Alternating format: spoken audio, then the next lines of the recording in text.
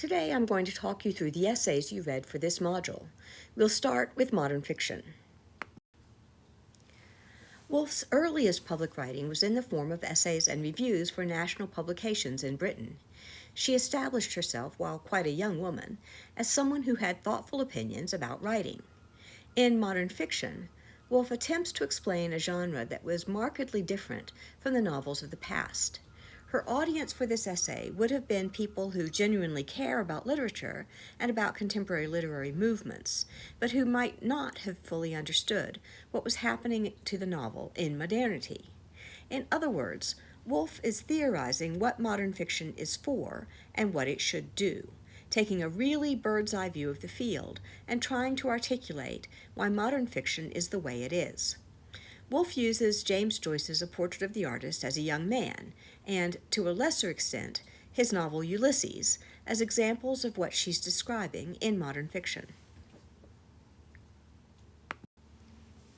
Woolf's circle contained many major modernist writers, including Ian Forster and T.S. Eliot.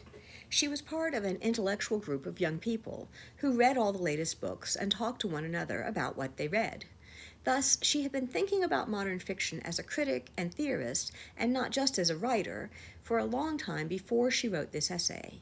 She cared about this movement and helped to make it possible, publishing first editions of a number of important modernist works, including her own novels.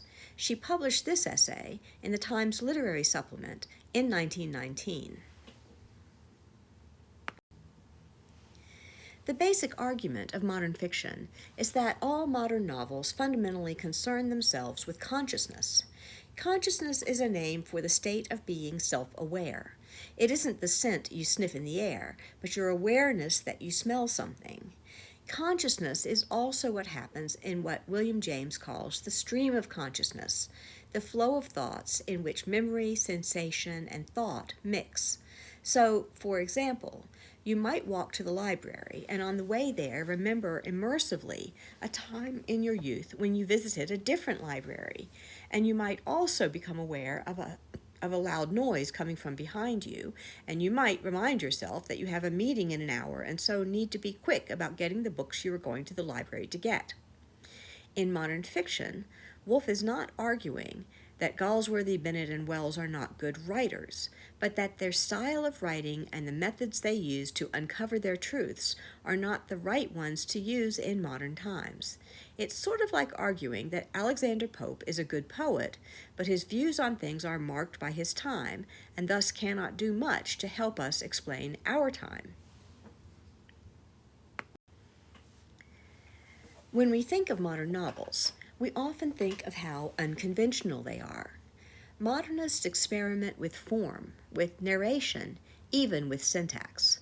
Woolf wants to focus our attention on a particular kind of convention, the conventions of plot, in which, for example, women's novels follow the marriage plot, or Bildungsromans focus on young men just entering public life and having some sort of crucible experience, like going to war.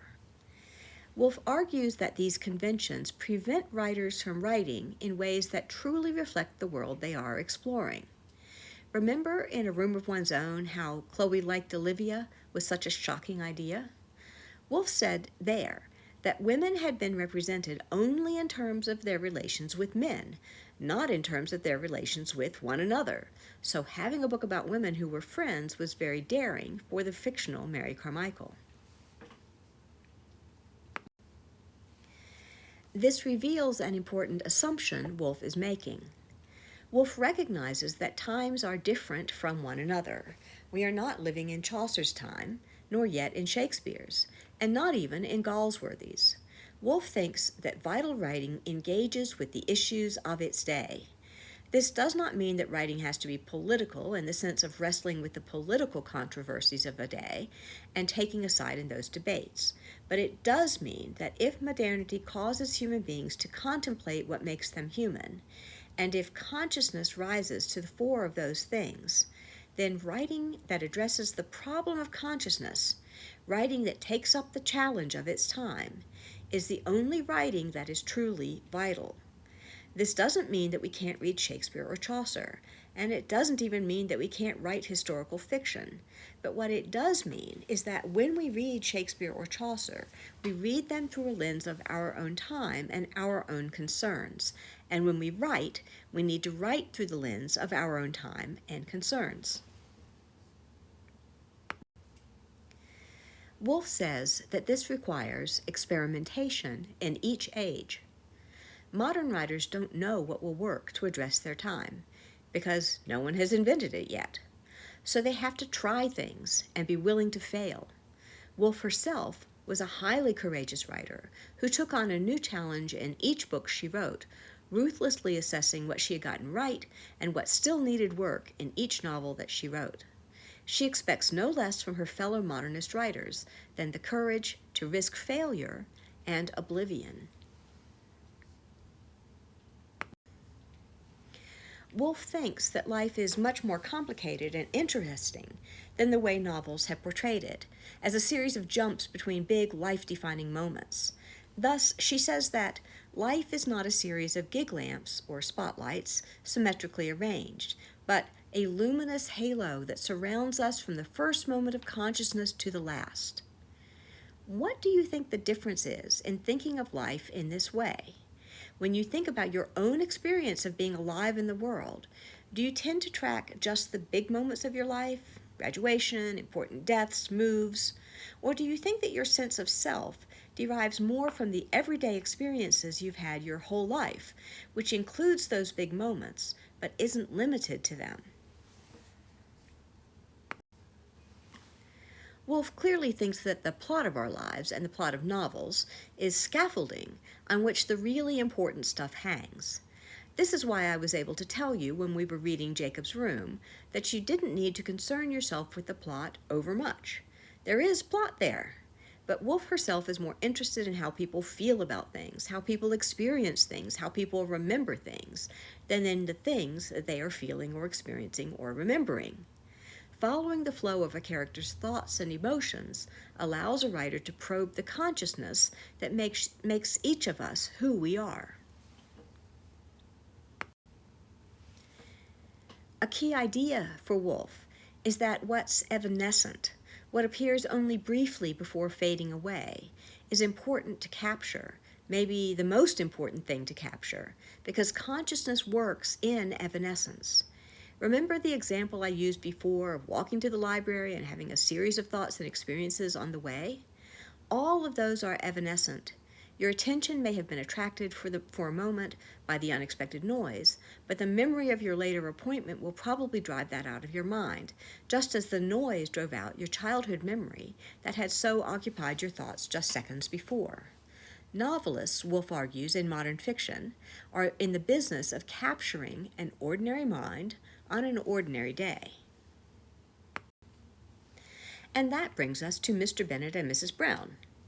This essay doesn't really contradict anything Woolf said in modern fiction, but it does elaborate on it by introducing characters whose lives Woolf imagines, creating her own example of what a modern novelist should be about. This is an essay from 1924, so about 5 years later than modern fiction. Woolf, by the time she writes this essay, is established as an important novelist, and in fact is at the peak of her powers, as we'll see in Mrs. Dalloway and To the Lighthouse. Woolf is more playful in this essay, but she is no less earnest than she was in modern fiction. We have here a similar setup as in A Room of One's Own, which is 4 years later. Woolf has been asked to speak on modern fiction, to explain it to an audience of people who would like to understand why novels aren't like the ones they grew up with. As she will do later, she uses her powers as a fiction writer to try to make clear to her audience what she is saying about character in fiction. By now, you should be familiar enough with Woolf's strategies to answer these questions. Pause the video for a moment and write down your answers in your notebook.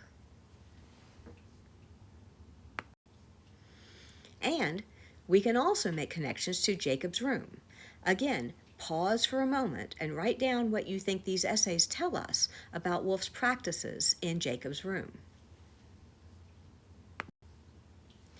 In both modern fiction and Mr. Bennet and Mrs. Brown, Woolf has mainly, though not exclusively, been talking about what writers are obliged to do. In The Patron and the Crocus, she switches viewpoints and thinks about what the reader of modern fiction is obliged to do. In this essay, think of the patron as the reader and the crocus as the thing that the writer is trying to convey truthfully to the reader. Now, pause again and write down your response to the question on the slide.